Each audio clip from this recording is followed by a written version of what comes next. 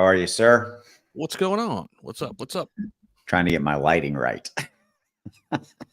Yeah, with your Elgato camera. That's what we're talking about. Drop in the comments below whose camera looks better. We're using the same one.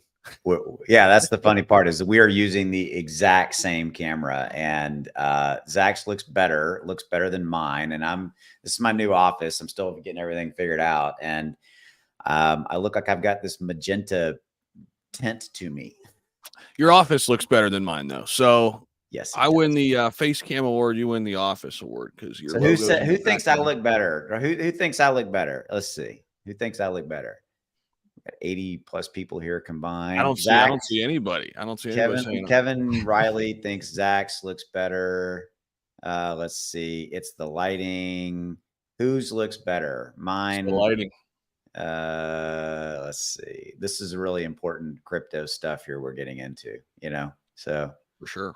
Yeah. Both need more. Oh, both need more lighting. Oh man. Right, well, luckily I've got another one of these guys I got to put up today at some point. We got two for you. It's the grays shining. Oh, AB's already giving me shit. Look at that. It's the grays shining. Well, the light's bouncing off Zach's head. That's it. The light is bouncing off of his head, and it's creating this perfect little aura and all that, so. It's the darker complexion. Mike, I agree. I look comatose. I look like I need to be in a morgue, They're saying your logo looks great and the office looks great. It really does, man. It came out sweet. Yeah, it's getting there, man. It's getting there. Okay, so there we go. All right. Let's talk about what is going on in crypto. Let's talk about SHIB. We're just gonna hang out here with a little bit. We've got Chad from Devour, one of the co-founders of Devour, joining us here in about, 15, 20 minutes, give or take. And we're just going to hang out. Okay. So that's what we're going to do. So ask your questions and we'll get into the What's the news today? Timsky wants to know. I've got something kind of more macro, yeah. and we'll there you go, Zach. You're up. You're up. Yeah. We'll take it into SHIB and all that kind of stuff. I know people want to hear about XRP, but yeah. So this is just breaking news, guys. Pretty big stuff. Now, listen, the market's not really moving off of this. It's tough right now to move the needle, right? It's just there's just not a lot of volume, not a lot of volatility. But anyways, this is a great macro news piece that is really, really big and kind of going under the radar right now. And the Wolf of Wall Street's Scott Melker over there, they're talking about it over there on the Twitter space a little bit. They were earlier. So basically, MicroStrategy has won their fair value accounting case. And this accounting change is massive because it changes what businesses can do, what they're allowed to do legally with their balance sheet. So MicroStrategy's always bought Bitcoin, held it on their balance sheet, but they were in this tussle and they were in this lawsuit basically to see if they were still allowed to do that.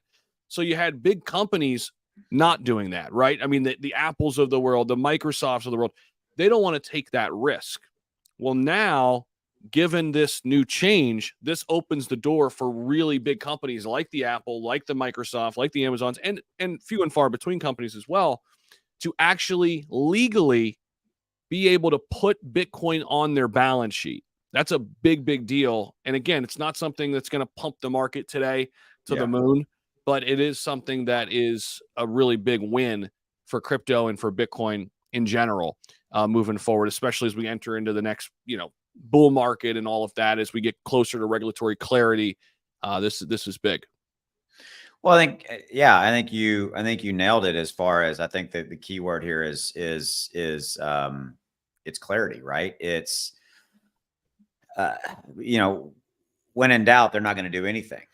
So the fact of the matter is the fact that this is a big deal for, I think, opening businesses to your, I think that was a great illustration to hold assets like Bitcoin and you've had MicroStrategy leading the way, Apple, Tesla to, SpaceX, obviously all those are the kind of the more high profile.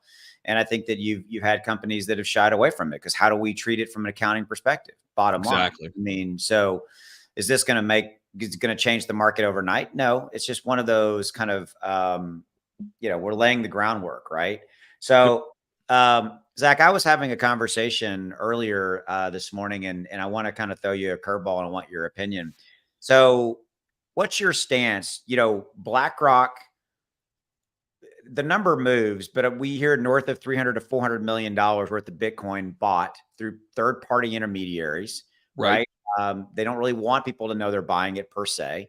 Not that they Right. were caught with their hand in the cookie jar, but you know they've been buying, right? And so you kind of take that, and then you know that the J.P. Morgans, the Fidelities, and whomever else, I mean, they're all in one instance or another they've been buying. So what's your stance on that? Do you think that um, where we're at right now, you know, we've got the SEC and all that's going on there. Do you think that one day we're just kind of wake up and crypto is going to be cool and it's just going to be off and running because the big guys in the proverbial room, some of the ones I just mentioned, have locked in their cost and locked in their acquisitions and they're ready to go? What's your 2 cents on that? Well, I think the biggest news of this year is probably Larry Fink, the CEO of BlackRock, switching his tune to being bullish on Bitcoin. Yeah. I mean, because like just recently, within the last couple of years, Larry Fink, the CEO of BlackRock, basically said that it's a waste of time. It's not worth it, right? There's no intrinsic value, and that hurt because BlackRock literally owns everything. When you start like connecting all the dots, so the fact that he kind of switched his tune to that tells me a couple of different things. I mean, number one, BlackRock's not getting into Bitcoin to be a player. They're getting into Bitcoin to be the player. And that's what Yeah. they do. Like they dominate things that they get into. So it's bullish for the industry. And I think it's interesting the way you put it there earlier in explaining how they're acquiring their Bitcoin. It's not on the open market. So that's Right. why you're not seeing the price, blast off or anything because BlackRock's buying Bitcoin. They're doing it kind of through the back doors. They're also, I think, very, very happy to create market manipulation, to create fear, to create uncertainty, to create doubt, to dampen the price of Bitcoin now in order to line their pockets. And it's just how it works. I mean, we see that with even the altcoins out there. I mean, we've seen it with Shib, right? We cover Shib every single day. While all the retail demand is going away and people are selling and they're buying into the FUD and the narratives, we'll create a video the same day that, look at this, the whales, I think you just made that video this morning. Look at this, the whales have added 100 million to their bags. Yeah. Why hasn't the price increased? Well, it's because they're buying up the dip. So they're leveling things off. And I think similar things are happening with Bitcoin from an institutional standpoint, right? It's not just BlackRock, it's Grayscale, it's MicroStrategy. It's they have their entry points and they'll happily, come in there and buy when things are at value prices. Like these big organizations and institutions, they're value investors, right? I heard somebody say that the other day and I really and they kind of broke that down and what that really means. They go and buy something whenever it's on sale. They don't buy it unless it's on sale. That's it, point blank, and that's what Grayscale, that's what BlackRock's doing right now. I think that kind of answered your question. I kind of took it off. No, you've hit the net. You've hit the nail on the proverbial head. I think it's coming. I think it's really that. And I think the reason I wanted to bring it up as a topic of conversation is that I think yours and mine audience, I think you and I do a lot of education, right? I think we have a lot of new investors coming into crypto, which is awesome, coming in via SHIB and a lot of these altcoins. And I think we need to continue to have that dialogue so that people, not that we're not trying to basically be like whistleblowers, like, oh my God, BlackRock's, doing something bad here, guys. And listen to what Zach just said. This is not a bad thing, right? Here's what it comes down to. Crypto's let me show this. Crypto's market share is 1.08 trillion. That's the entire crypto market capitalization, the entire crypto, which there's, 20,000 plus cryptos out there. And we know that Bitcoin and Ethereum make up over 60% of that number right there is Bitcoin and Ethereum. Okay. So why am I bringing this up? Because if you look at the context of the entire crypto market, it's $1 trillion. That's tiny. It's a little bitty. Okay. Yeah. And compared to like Apple's entire market capitalization is 2.8 trillion and change. I haven't looked at them recently, but that's what it was last week when I looked at it. Just Crazy. Apple is 2 trillion. Okay, almost 3 trillion. Just Apple. I think Nvidia recently crossed over 1 trillion too. So there's another company for another, parallel there. It's like one company.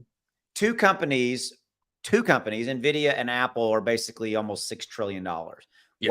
Why are we saying that? Because it comes down to the fact that yes, crypto can be manipulated if you want to use, and I think that word, right or wrong, is the word that everybody banters about. But yes, I think that the big guys out there are buying quietly so that they can line their proverbial pockets. I think I love what you said about that they are value investors. And people will, there's some people will take what we're saying and like, oh my God, they're going to buy and they're going to dump on us. No, they're going to buy and they're going to strategically sell and make profits along the way based off of a cost basis that is low. And as the value goes up, they will pull and reap profits out of it. And oh, by the way, they are still going to be in it long term. Yes. Yes. Period. Because they are going to be invested dramatically into crypto. Crypto is the next biggest thing. Period. 100%. Yeah. And I think going back to that manipulation word too, I mean, it's not a new thing, right? Like the stock market's manipulated too. Oh, like all the time. Apple stock is, Amazon stock is. I mean, you've lived it a lot longer than I have. I'm sure you've seen times in the market where there's no doubt that there's manipulation happening, and it is what it is, right? But if you're little people like us, right, like the people who can't really move the market, we're just retail investors, we just have to play the long game. And I think we have to remember that, right? Especially on these dog days of crypto winters, these days that just suck in the markets. And we've had a lot of them in the last year and a half. I mean, yeah, and I've been showing this a lot, right? And so I want to, I mean, I know you've seen this too. My color thing went away. Let me pull that back up. Like, it's not, anyway, let me reload this. Maybe it'll pull it back up. But basically, September, my highlighter is not working. September has been the worst month for crypto assets since 2013. Out of the last 10 years, interesting, 8 out of those 10 years it's closed in the red. Now, this is specifically talking about Bitcoin, but you can apply this to all major altcoins as well. Right. Look at this. So 8 years in bloody red, September. And then, oh, by the way, the other 2 years where it was positive, it was only up 2% and 6% respectively. Right. What does that mean? That means that, let me just say it, September sucks. Yeah. And guys, definitely smash the like button. Crypto Foxy's in the house. Whether you're watching on Austin's channel or mine, smash that like button for us. Let's run that thing up. But you said all that, Austin. So September's terrible. And I love that. But here's the thing that you have to remember. There's no better performing asset that even comes close to Bitcoin since 2010. Absolutely. It's 2023. So, I mean, yes, Bitcoin's still new relatively, right? But 13 years is a pretty good sample size. And nothing has come even remotely close. Nothing. I just think, Zach, people get lost in only looking at what is happening an hour in front of them. And I think you and I spend a lot of time, and I know you do as well, banging that drum. It happens to us too. It happens. There are days where I got to walk you off the ledge, or you got to walk me off the ledge and say, hey, it's okay. I mean, listen, we're good. It happens to everybody. Sorry. Sure it does. Sure it does. But I think that's almost like part of our job, right? Is that look, fortunes are made now. Fortunes are made buying in the crap times, buying in the down times. Again, BlackRock, JP Morgan, Fidelity, we all went through this. We talked about this, right? That's when fortunes are made. It's when you buy low and you sell high. Yeah, I know. Do you really know? Listen. But there's a reason why those investors who do that get rewarded, because it's hard. It's hard to freaking buy right now. It's hard to see the bigger picture when you've just had 15 months of just pain and misery in the markets.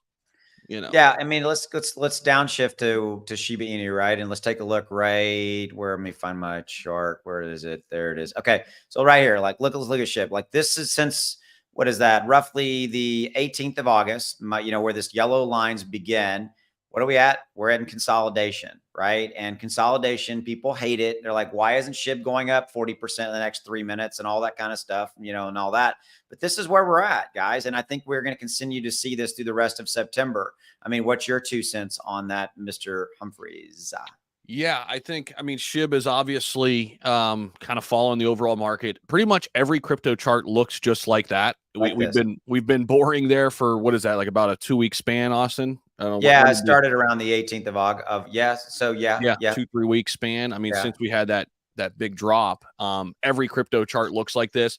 I mean, when we look at Bitcoin, we need to hold this line right now. I mean, it is crucial. I mean, if we go ahead and dip underneath 25,700 and start closing below that, I mean, yeah, like here's Bitcoin, right? So it's getting a little testy right now, because if we dip down below here, we could free fall a little bit. So again, you can look at that one of two ways. You can run for the hills and freak out and say, I'm never getting in crypto again, or you can say, okay, if that happens, what opportunities are going to be out there? What do I want to take advantage of?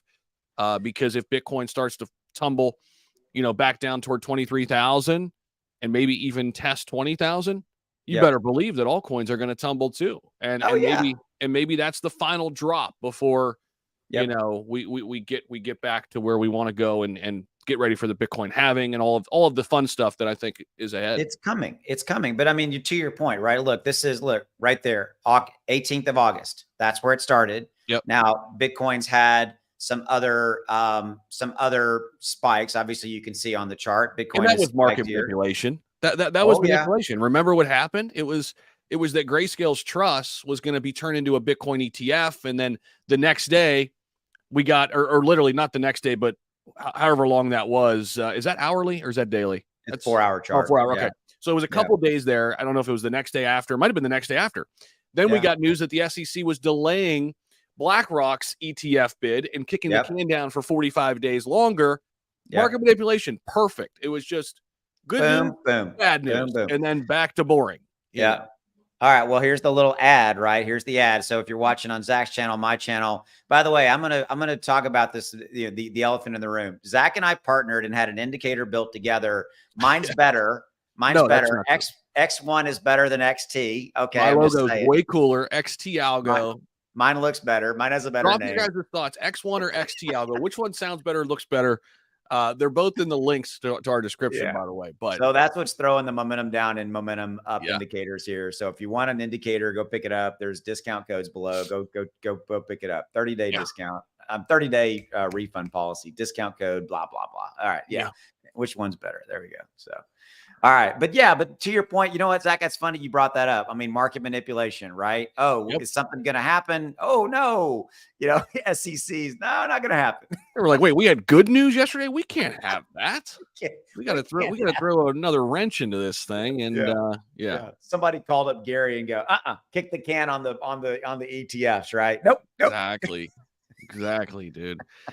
Yeah. I mean, it's frustrating, obviously. Right. But it's interesting though, because I think the more we go through this, the more we kind of get kicked down and pushed down a little bit, the stronger we become. I know that's just like okay, that's a cute analogy or whatever, but it's true. I mean, you kind of become numb now to negative news a little bit, right? You're like, okay, well, we went through FTX, we went through the Terra Luna collapse, we went through this, we went through that. We're still here, right? We're hanging here. It's just, and you and I covering it every day. We're on the front lines living it every day. And I'm messing with my lighting and I just can't get it right, man. This is bugging me, dude. I am trying. I'm messing with it over here. I got my little Elgato control center messing with my light. So if you hear like, woohoo! It definitely looks better. That's like 100% across the board right there. That's like, okay. And not even really much difference. All right. Yeah. Sorry. I'm sorry. I'm dragging the professionalism down here. All right. So I'll tell you what, Tony, bye-bye. Why are you? Tony says we're talking useless information. Well, hey, Tony, thanks for chiming in. Thanks for bringing a little ounce of positivity today. Hopefully you have a fantastic rest of your day, sir. Bye-bye. You're out. I'm old enough. I don't need to deal with that, right? I'm good to go. So, let me see. Do we need TradingView Pro to use X1? No, you can use the free views in the free version. So you know what? Oh, I didn't. Let's talk about XRP. I did a video yesterday or the day before. I've forgotten when I did the video, but so you remember when XRP? Well, let's pull up a chart here. Hold on. Let's do this. Let me do this. Go here. XRP, where I have it right there. Okay.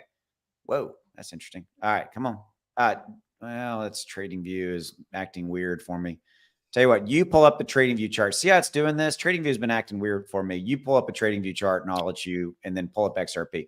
Here's what I want to talk about. So I did a video, and I don't know if you saw this, Zach. Did you see the fact that, remember when XRP jumped off of the SEC regulation, right? 80+% up, move up, and then we started coming back down. Did you see that article that talked about the majority of the reason that XRP moved down was that it was offshore exchanges? Specifically South Korea, very, very strong Asian, not dumping, but the vast majority of that sell-off, profit taking, and and it was all these offshore exchanges, and I'm saying offshore relative to the United States. Did you see that? Did you see that article? I did not. No, I have seen some articles talking about just the interest in Asia and things like that, which I've got another news story we can get to after this, but no, I didn't see that. Yeah, it specifically, somebody had done the research and had gone and looked, and there was specifically two exchanges. There, I think one of them was OKX, and the other one's escaping me. But like it was, and I mean, like massive sell-offs came through, which basically moved the price down, and have since in some capacity kept it down. We all know that XRP is down now because the overall crypto's down, but yeah. So, yeah, and I mean, I never really thought this was going to be a sustained pump. You know, when we had it, I mean, I did feel like we would, come down a little bit. I didn't think we'd come down all the way, but I think as we started to slide, we had some negative news in the market, and then this was kind of in conjunction with everything coming down pretty hard. This last little big dip from the 63 to 65 cent range there. I'd like to see us consolidate there. I think if the market would have held on or just started to trade sideways there, we could have, but that was kind of the last ditch effort. And then, we're kind of back down here where we were. I mean, but again, opportunity, I mean, from our indicator perspective, I've been saying this a lot in videos, I'm waiting for that next momentum up indicator to flash on the daily time frame. And then I get really interested again, and I'm looking to make a short-term trade because I've got my XRP long-term bag secured. I probably wish I would have bought more, but it is what it is. I'm there. And in this type of market, I'm looking to make trades. And I mean, this, our momentum up indicator has been phenomenal at it, whether you're looking at XRP, whether you're looking at Cardano, Bitcoin, the Bitcoin chart on the daily time frame has flashed momentum up 3 times this year. You're looking at 235% gains and about a 10% gain each and every time that's happened. I know you've been looking at the Apple chart. Our indicator has really flashed some nice signals there on Apple. If you'd have bought Apple way back in, I believe it was February. In fact, here, we'll just pull it up. Look at this. This is really impressive on the daily. And again, these indicators flash anytime these candles close, guys. So this is the Apple chart. This is the beginning of the year. Look at the year that Apple's had. This is the beginning of the year. Okay, this is January. All right, so right here, momentum up. We'll go right at the end of the close, just going up to where it flashed momentum down. Now, this is Apple stock, right? There's a 37% move this year in Apple just from a trading standpoint that you could have made there. And guess what just happened recently on the one day? We got a momentum up. Well, we had a momentum down, and then we had a momentum up. Yeah. So buy it, make 38 points, sell it, wait, new momentum up on the daily, buy it, wait. Yep, and we'll see what happens. Exactly. And I mean, so Apple's been a really good one to watch for us on there. And yeah, man, I think, I don't know about you, but I'm getting some great feedback. And people are using this, on the hourly chart too, the minute chart. I'm not so much a day trader. I kind of like it from a, from a day-to-day standpoint. I mean, here's Tesla. Here's another example. Big momentum up here. Nice gain. Big momentum up here. And we just flashed another one. So this could be a good opportunity. You guys are getting some free alpha here, but you can use this tool for everything, every crypto, every stock, Forex, commodities, what have you. So sweet. So the overall market, let me take a look real quickly. Let's see, what is CoinGecko? So do you think that we're going to continue to kind of languish in September? That would be my question for you. I think so. Yeah. I mean, because given the information you gave us there at the top, basically talking about how September has been historically, And we're seeing even good news pieces come out today that's not really moving the market. I think we're kind of stuck in no man's land for a little bit here, right? And maybe toward the end of the year we start to turn a little bit, but I'm really looking into 2024, and I think our next really bull run top is 2025. Yeah, I do. No, I think so. I agree. I agree. We had some great news. Go ahead. Good. No, go ahead. We had another news piece with XRP too come out. I think I sent you this article this morning. This was an interesting one. So Ripple and SBI Holdings have a new strategy for XRP adoption. So we know XRP kind of in the business of remittances, right? So check this out. And this has to do with that Asian market as well.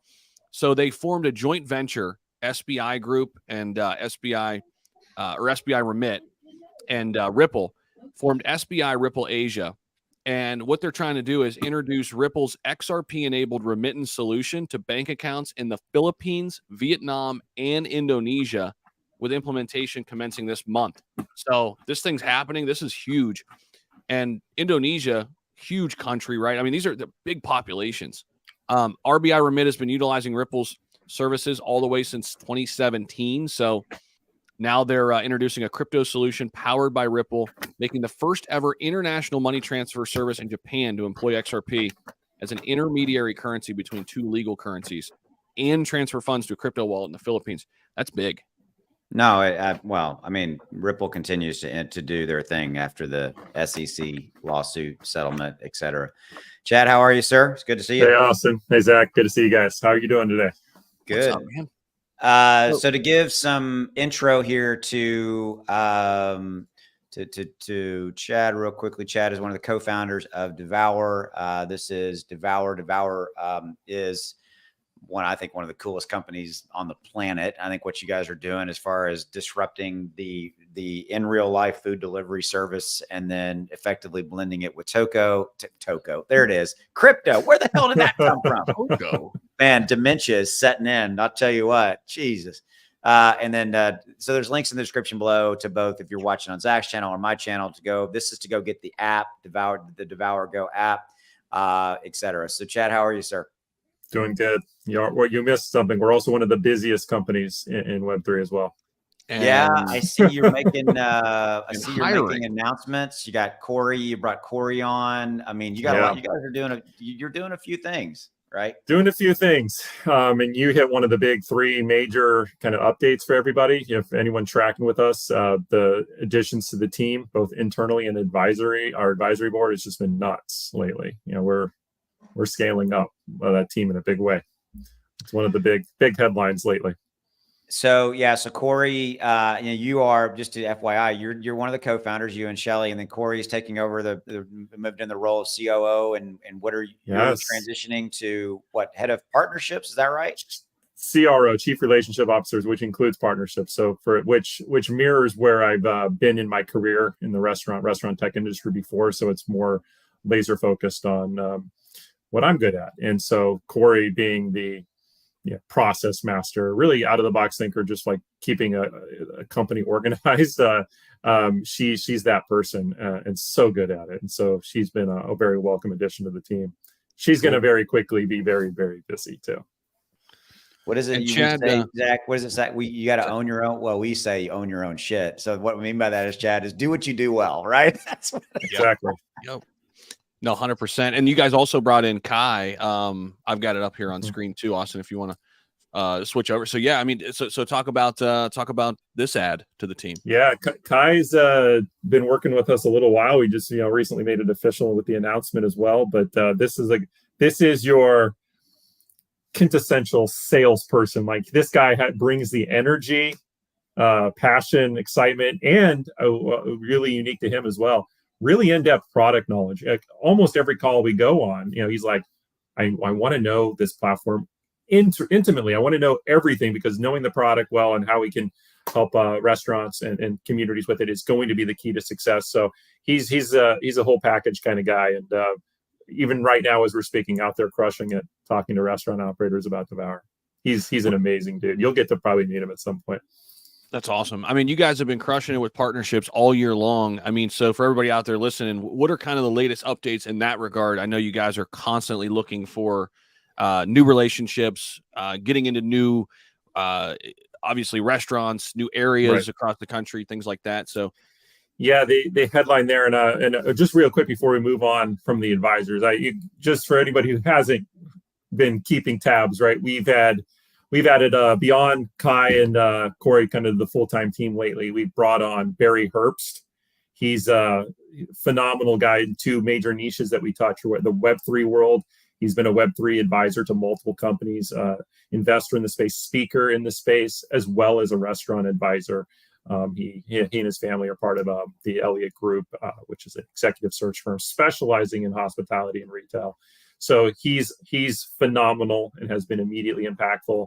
We brought on Tim Chappell. This guy, kind of former engineer but turned product manager, product advisor. He is the perfect person for that role. He's lived and breathed technology for so long, and he's a gaming and enthusiast, Web3 enthusiast. He's just been able to wrap his mind around everything we're doing, and already coming to the table with ideas like how to take it to the next level with the knowledge on how to get us there faster than anyone we could have ever possibly hoped for. So he's a rock star. And the list goes on. Rob Hammond, this is easily one of the smartest people I've ever met. He's our kind of that go-to-market specialist, product specialist, and he actually researches consumer behavior in his university role. So this guy is going to continue to be invaluable to us in multiple ways. And let's not forget that we also brought on Laura Mazonis from the Call of Duty team recently to help us get all the inroads there in the gaming world and marketing to the gaming population that we're focusing on now as well. So, and the funny thing is, we're not done. We got more announcements to make regarding hires and advisors we're bringing on in the short term as well. So, big. Lots going on there. Now, to your question, Zach, with the partnerships, the big news on that one, this is actually one of the main updates for everybody, is we have a partnership in the integration category. So one of our keys to success up to this point has been making it very easy for restaurants to come on board the platform, be listed in Devour, be available to the Web3 world and beyond. And, as we seek, now 212 million US gamers in the platform, making it really easy for restaurants, making them not have to educate and onboard to Web3 like many platforms and products require of their users. Just plug and play, right, for their existing technology. And through our previous partnerships, there were around just over 40,000 restaurants we could do that with those integrations in particular. We completed a new partnership that allows us to do AI integrations, AI onboarding of restaurants to the tune of several 100,000 restaurants across the country that are now in play with Devour because of this new tech partnership. It's ridiculous. And we were at this event, a massive restaurant industry event last week in Jacksonville, Florida. Got out of there right before the hurricane hit, and with the C-suite of all the major restaurant brands. And we were able to showcase in real time for them, here, let's click this button and watch your brand pull into Devour. We'll pull in your menu, and now people can start ordering from you just like that. Able to do that with some of the biggest brands in the country and therefore the world. It was awesome. So now we are in this mode of just capitalizing on this new integration to bring on brands, massively cover the US with options for our users on Devour Go to be able to order, right, wherever you happen to live, because we just made it that much easier to get on board. Chad, is this the our last live stream? We talked about a partner that had the technology to be able to go out and just like effectively scrape, right, a website and bring them into the network. Is this in addition to that? This is different. This is that. Okay. Fully realized, right? So it's okay. There's scraping. There's also a lot of AI and how they do what they do to be able to do that well, and to have it then ultimately be able to let it get into our platform in a seamless, consistent way. But yes, it is that, Austin. But we're just continuing to realize, especially on the back of the meeting with the operators and having conversations with that go something like this. Wow. In the whole conference, one of the themes was disruption, innovation, transformation. So we go, All right. So, you need to be paying attention to the next generation. You need to be paying attention to new technology. You generally don't have a good handle on how to do it.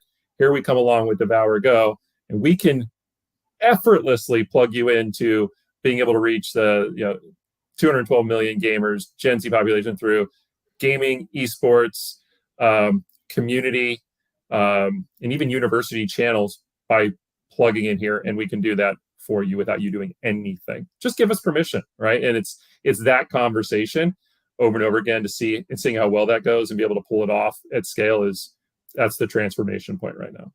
And so going back to your point, you were in C-level.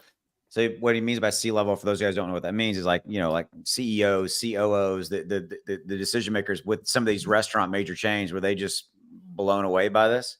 Absolutely, right. And some of the brands we met with, Chick-fil-A, sat at a table with a gal from Chick-fil-A, Domino's, Inspire Brands, which is Arby's, Wendy's, Buffalo Wild Wings, Red Lobster, Red Robin, Big Chicken, Muya Burgers, PF Chang's, et cetera, et cetera. And so it was the conference at the right time for us.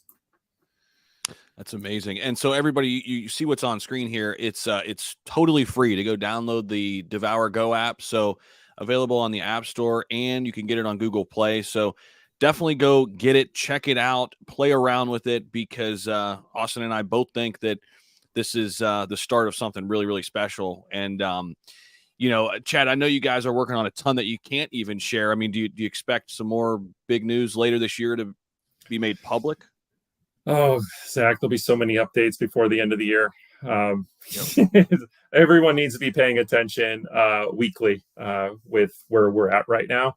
And so to that point, and with the app, I want to, major thing. We are coming out with a promotion, or really more of a month-long campaign starting Friday. I'll give you what the idea is. We've had certain community members with us for a long time, and they've been enjoying every update, every progression of the company, the platform, and now the app that you're seeing there.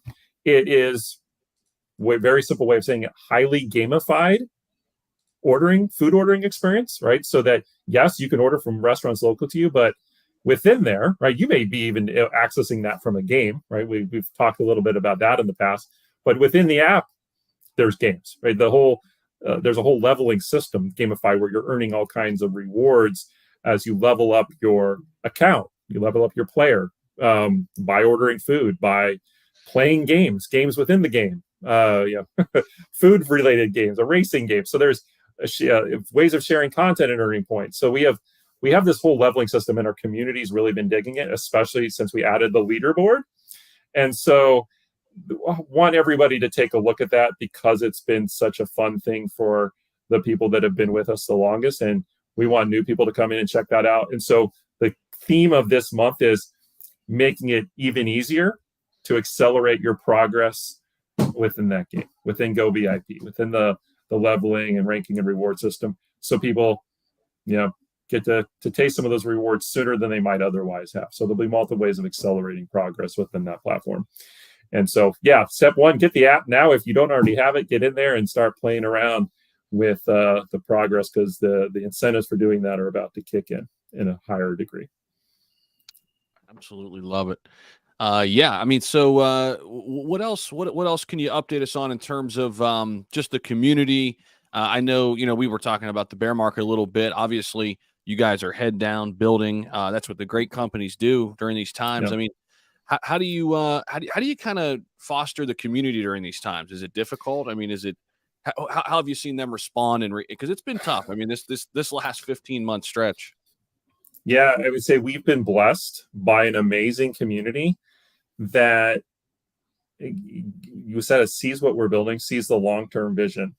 They see it, and we're very transparent about sharing, right, where our vision is, so that helps. But we're not above the market, right? That's not we're susceptible to it as well, but we're also realizing that despite the market conditions, if we execute this plan, this company, this product, this vision, we will be accelerating faster than to make the market look like proportionally not that big of a deal compared to just the results of building something real. And so Yeah. our community sees that, and the energy is high, and as it should be, because we're doing stuff, we're doing real things. And this you brought to mind something I heard on a Twitter space. I love your guys' opinion. There was a really kind of a debate with two people, and then ultimately other people jumped in. Both have been in Web3 a long time. And they said, well, is the goal, one person was arguing with the goal should be, she was discounting things like Reddit, right? That brought people into Web3, but not in the same way that others might define it, right? They were using the blockchain on a platform that was insulated and had that use case in that platform for the most part. But that didn't get people to become necessarily Web3 enthusiasts, crypto enthusiasts. And she was arguing, no, that's the goal. That's how the space will win, if we create experiences that bring people in and make them enthusiasts. And the other position was, no, if companies just build with the technology, right? If they use the technology and give people who aren't interested in educating or aren't going to educate and become Web3 enthusiasts, but they're using blockchain, then we're winning there. And it was interesting, right? Because both sides had relevant points to make, but ultimately I was on the side of, no, we all win if the technology is being used, whether directly or indirectly. That is going to be what makes the space win. The enthusiasts and the people who couldn't care less about the technology, they just care about what it enables them to do in life, the problems it solves. And so, especially the kind of company we are, it's like our platform, our tech and approach matches that philosophy, which is, yes, we love people to become enthusiasts, but we just want the technology to be used and valued for what it can do that other technologies cannot. And then that'll grow the ecosystem. The ecosystem will be beneficial for all, enthusiasts and non-enthusiasts. I'm curious where you guys fall on that, and I mean, any nuance you would add. I mean, Chad, kind of when that last sentence you just said to me was what reminded me of, yes, I was around when Apple brought out the iPhone 3, I think is what it was when they launched. They didn't launch it 1. They were out of whatever the version. My point to you is that they built a platform that was easy to use, that people would get excited about using, and then they knew that the rest would grow from there. So I think that's kind of, I'm not answering the part about the two people that were talking about it, but kind of that final part of that equation was, for me, it's like, if you focus on the tech, if you focus on the app, and you focus on the user experience, and you build a user experience that are relevant of the crypto angle, like crypto don't, but it's just a positive user environment. And oh, by the way, you're building in these gamified portions of it, whereby you're increasing that likelihood of using it on multiple facets. Yes, I'm using it to buy food, but I'm also using it when I'm playing in that metaverse or that game or whatever it is. I think it's a win-win. I think that's my stance. It's like, build it and they shall come, right? Yeah. So, I agree. I agree hey, there. Zach, I got to deal with a family thing real quick. I'll be right back in 1 minute. So I'm just going to be right back. No problem.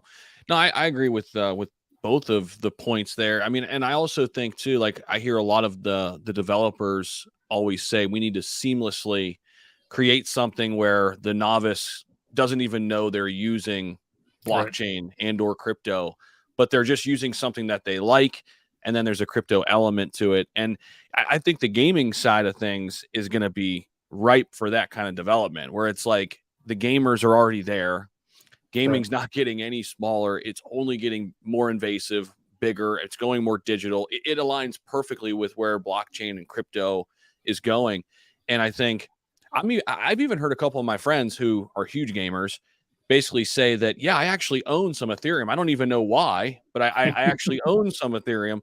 That is the kind of stuff that I love to hear. It's like, I actually have an NFT, and it forced me to learn about why I have this NFT and what it means.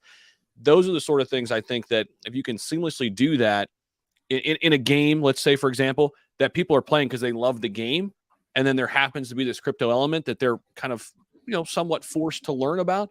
I think that's unbelievable for the future of where we're going, rather than starting at square one and saying, hey, get interested in this thing because it's the next thing, right?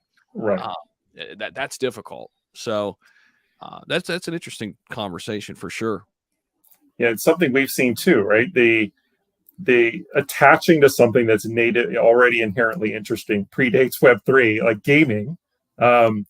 You can, whatever it is, if you say, hey, there's this new thing but that relates to something you're really, really curious about and excited about, and it'll benefit you, right? Yep. In a way that you care about to learn about it, people will lean in and learn, right? So the kind of Web3 adoption equation it's always two sides. What's the incentive? Why do I even care to even lean in and try to learn? And then if I do, what's the reward for doing it? So the gaming part is really exciting because it's both of those, right? Especially with Devour Go, hey, you can order food from the game that can elevate your gaming experience. There's the game within the app to further your rewards in a way that ties into the game because you did. And by the way, yeah, you can get more out of it if you're leaning into how does this all work? What is it making me kind of curious about that where I might elevate my experience even more by taking on some of that Web3 knowledge. And that's why I love what you guys have built here too, because you're taking something that exists that already works, right? But you're gearing it toward Web3. It's like people love ordering food through the existing apps. We won't even call them your competitors because they're not even really looking at where you guys are going. Right. You guys have got kind of the runway already. But people love that convenience, right? And they're already using those sort of applications. And now you're building something similar with way more incentives. I remember when we first started talking, Chad, it's like we kind of got into the whole loyalty reward programs and how archaic those were, the punch card system. And it's like, but people still love that idea of like getting something because they keep going to this place, whether it's like a free coffee after 5 or whatever. But now this can be amplified, and obviously they can own these digital assets, maybe in the form of an NFT or something like that. I love it. I think, I know we've talked about what Starbucks has kind of already done and as well. So just speak to that a little bit and kind of where Devour is going with all of that sort of thing. I'll rewind to something you said. It's like, we're doing something that's important, food ordering, but bring it to Web3. But it's changed that a little bit. I'm going to say we're focusing on a food ordering experience targeted to a very like Web3, that segment of the population is relatively small that's like into it, right? So, but our target, 212 million US gamers, Gen Z, right? This is like the largest population, 1 in 5 Americans. They have $360 billion in purchasing power, spend most of it on food. We're, as a business, focusing on them. Because Web3 and interest in that and bringing that together with the restaurant industry was one of the motivations for starting the company. Our platform uses Web3 to deliver that experience for that population, whether they're into Web3 or not. Mm-hmm. This is the key. The technology makes it better. Now people can get digital assets. I'm even deliberately not using the word NFT there or crypto because they get digital assets that do things. Tokens let them buy food. NFTs, digital assets that unlock exclusive promotions at restaurant partners that they want to go to. NFTs in that experience that potentially add to their gaming experience, even if they don't call them that. It's the value, the benefit is there. It happens to be able to be delivered and uniquely delivered by Web3. That makes a lot of sense. To elevate it to that higher level, which is why our competitors won't be able to come in and take our spot. Absolutely. Because they have no foundation at all to be able to bring in actual differences in their technology to meet this unique segment we're going after. Yeah. Well, I think I love that you did not use the word. I love that you called it out. It wasn't an NFT. It was a digital asset. I think people, meaning businesses, are still like, we know we need to be in something with this NFT thing, and sure. But it's not. But I think that's a really good explanation, Chad, of what it really is. It's a digital asset that you can leverage and use, to your point, in different environments, different ways. And I think the NFT word, I think that nomenclature confuses the hell out of people. Yeah. It does. What? I'm going to get a picture I can go spend? No, it's not. It's a digital asset to be leveraged and used, So there you go. So, I think on another note, Chad, you've kind of, correct me if I'm wrong, I think you're kind of alluding to it a little bit, maybe even with some of the people you've hired. I heard you say Gen Z. It seems like it would make a lot of sense to really target this toward college kids. Is that something you're kind of looking at? Think about the college kids gaming in their dorm room, and now it's 2:00 in the morning and they want to deliver some food. They want to get some food delivered. Seems like that'd be a great fit. Yeah. If I alluded to that, I apologize for only alluding. That is absolutely it, Zach. Yeah. That's the target, right? So the places where we go out and you attract users are this generational thing, right? And it spans generations to some degree, but like in game, in community, which means how are people learning about it and potentially getting into Devour AI? Maybe they saw it on a Twitter post from someone in their community or a Discord channel or something. Universities, we will be on campus sharing this experience with universities, potentially introducing a unique digital asset to that campus that unlocks benefits at local restaurants, right? And of course, the gaming side is overlaps too. And esports is booming. There's plans for multiple esports dedicated stadiums coming up across the country. And some of our key partnerships are going to bring us firmly into that realm as well. So I can imagine a lot of these intersect, but the college student is prime target demographic. Can you imagine like at a Jumbotron at like the University of Texas, like download the Devour Go app now to earn 10% at this restaurant after the game if if Texas scores a touchdown on the next drive? I mean, there's so many possibilities, right? I mean, so many. That's many. awesome, man. That's awesome. So many. I love it. So many. I love it. All right. Well, Chad, so, I always like to throw you a curveball in the context of like the general, like I'm supposed to be about to Devour. I always love to get, because you guys sit at such an interesting crossroads. You're doing you're doing what you guys do. You're crushing it, but you're also a crypto company. You're also in the crypto space. And so what is kind of your 2 cents about what you see kind of moving into the fourth quarter and moving into the first quarter? I mean, we got the Bitcoin halving out there. We've got, I don't know if you saw earlier, we were talking about September on record. I don't know if you know this stat. Tell Shelly this one, and she'll love it, is that since 2013, last 10 years, 8 of those 10 years have been in the red for Bitcoin, but you can also equate that to pretty much crypto in general. So September, horrible, right? So what do you see coming up in kind of your opinion of crypto fourth quarter of 23 and then moving kind of into the first part of the year? And if you want to tie that back to kind of anything you guys are doing or seeing, you're more than welcome. So go for it. What's your 2 cents? So one, we're optimistic by nature, right? And 2, we will ultimately pay less attention to the general market of crypto based on the fact that we are going to create, based on what we're building, so much value in our token, and I'm kind of going to the digital assets here, such that it's not market independent, but it's more so than most companies or projects in the space, because we're not relying on the market to raise us up. Right. That's a key point. Yeah. The other part is just thinking, right? Like, we've been building a long time, and we know others, both builders in the space, but also brands that are working with companies to build an experience for their fan base.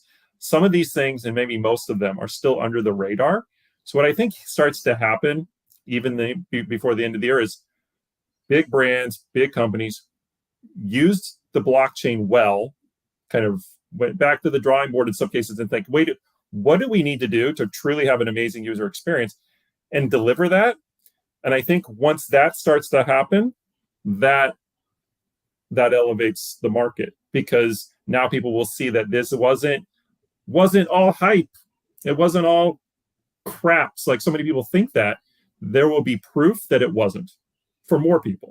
There's already proof if you're paying attention, obviously, but more people will see the proof through the major brand initiatives that there's real value and real technology here that's going to change how the world operates. Yeah, so we're not too worried about it, to be very frank. I like it that you brought it. I mean, it makes sense that you intuitively brought it back to, build the boat, build the ship, build it, and they will come. And again, you did it. Thank you for pointing out that you don't need the price of the token to move up or all of those things, right? You're building your tech to create that user experience, and that's it at the end of the day, And you guys do this as well, but I mean, for anybody who is overly fearful about what the future might look like or the next quarter, I would say, are you sufficiently educated, right? Ask yourself, are you sufficiently educated on why the blockchain matters and the true benefits it affords the world? Because if you're not confident in that, you're going to be more fearful because you don't understand the fundamentals of what's behind all of this in the first place. Be able to confidently say, oh, these are the things that the blockchain does do, might do, right? Might do after the ecosystem grows, and like have the things, right? So that you know in your own head, right, why this all matters and cannot just be a fad, right? So, yeah. Amen. Yeah. Amen. Yeah. I think we do a lot of that, Zach. We educate, right? Go ahead, Zach. Yeah, we try to. I mean, it's hard too because you need to meet people where they are a lot of times, but then you have more people that are more advanced. I mean, far more advanced than us, even as YouTubers or influencers, whatever you want to call us. But I think I want to bring this back real quick to Shib too, because I know a lot of people here from Shiba Inu. I saw some questions in the chat. I know, Chad, you had a chance to kind of talk with some of the people at Wellies. I know that it's early days still with that, but maybe speak to that a little bit. And you guys are obviously open to all partnerships, but I think you guys would love to kind of work with Shib in some capacity. Obviously, Wellies could be a great fit. Yeah, so going back to Toronto Futurist Blockchain Conference, got the chance to meet, first of all, said multiple members of the Shib team. Yeah. Right, so let's start there. For anybody who's not already, give this team time to build, right? These are very talented people with true intent, with all kinds of resources, community and otherwise, to be able to build something that will, and they're already doing it, but like give this team time, because like I bet on them, right? Like this, compared to so many out there, these guys have every chance of being incredibly successful. And then, Shib Army going right along with it and being successful. So that would very, very encouraging conversations and realizations there with what I was seeing at the event related just to the Shib team. And then finally, Wellies, like what surprised me there, and I may have mentioned this to you before, Zach, is the depth of restaurant operator experience, right? This wasn't a Web3 person saying, hey, I think I'll start a restaurant. This was restaurant people who were also, Shib Army that said, hey, we can take our incredible talents, connections, etc., in the restaurant industry to build a brand in a way that truly embodies Web3 and the Shib community. And I was impressed by just the quality of the team and the size of the team and the forward thinkingness of their plans. And where we tied in was like, as much as they already had going for them, what they didn't have was a solid technology play to make the Web3 side relevant in the technology side, in the restaurant, in the way the guest engages, right? How can being, like, if I'm interested in Wellies, what's different, right, about the user experience because of the tech impacting that, which, Web3 is all about. So that's where we can strongly partner with the Wellies community, Looking forward to doing that.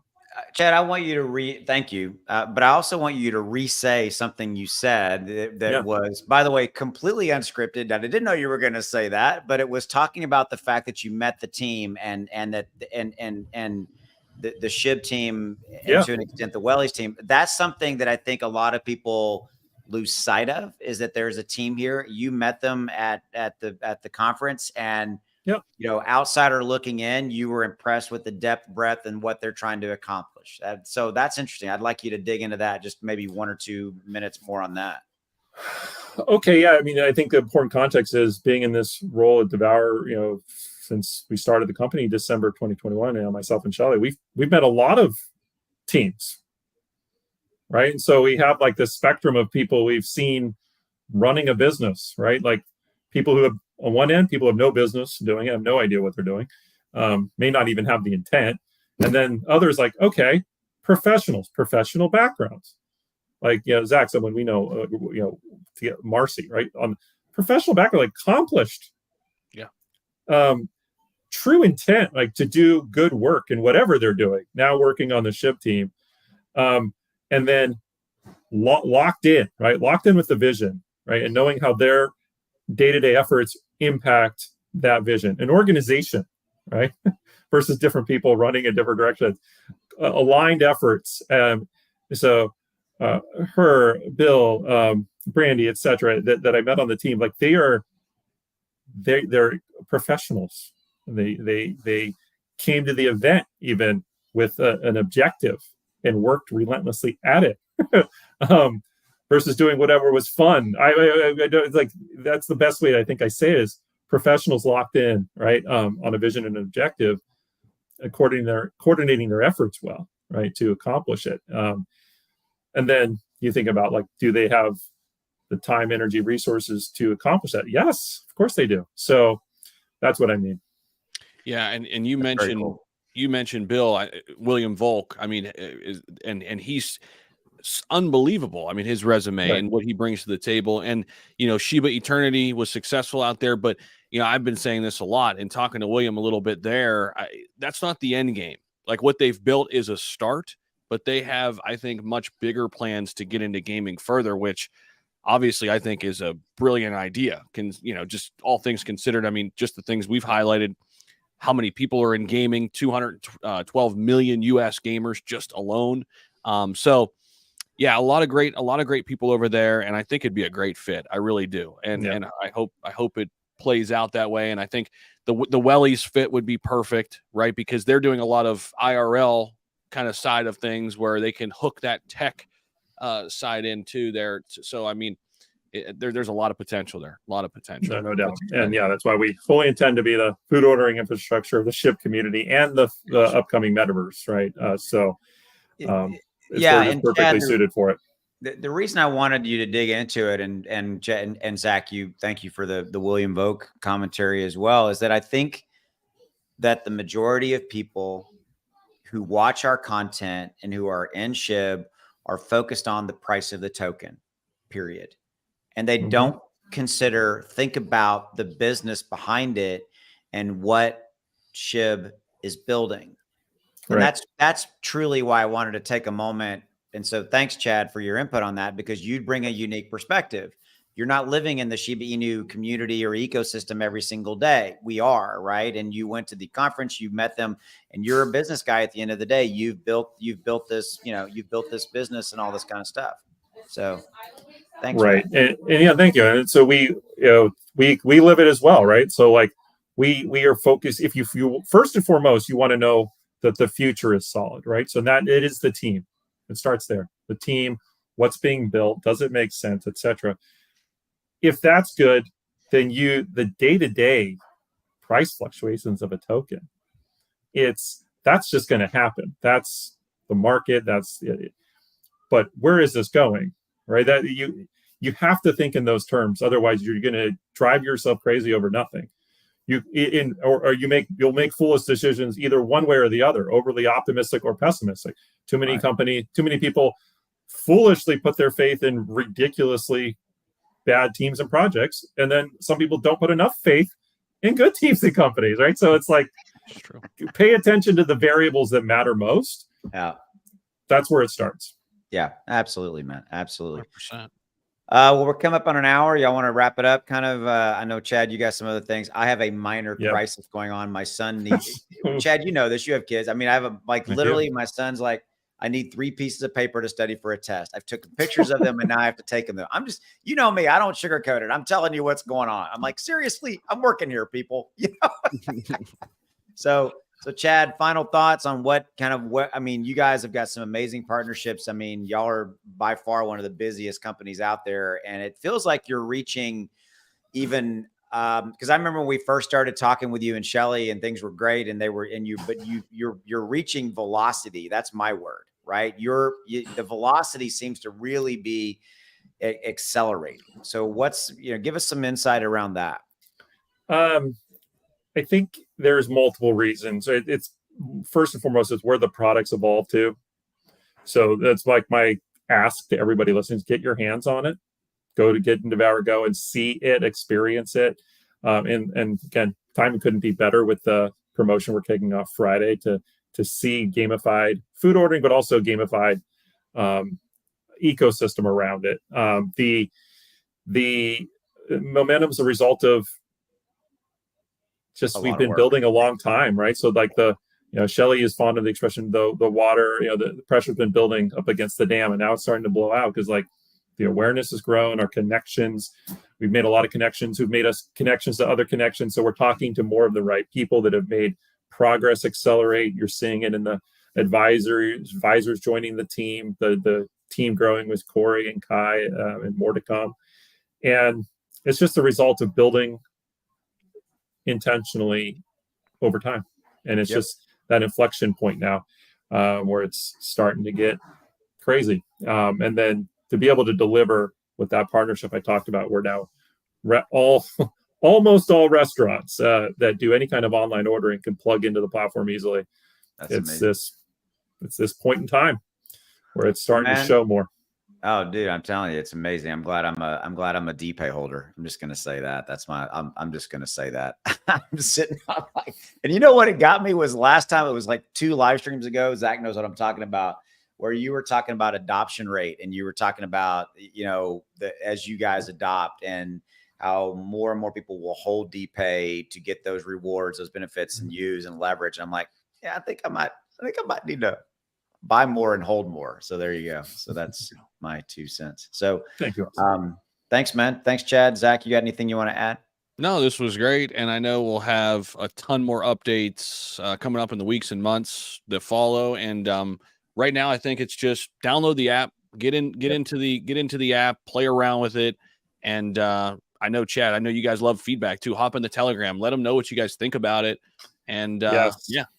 Here, let me type that in the comments. That on Telegram, we are Go Devour. Yep. So there we go.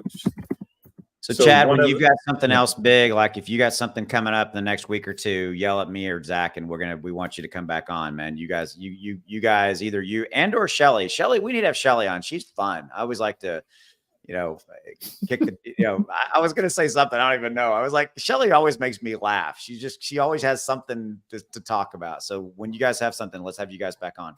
Okay. Awesome.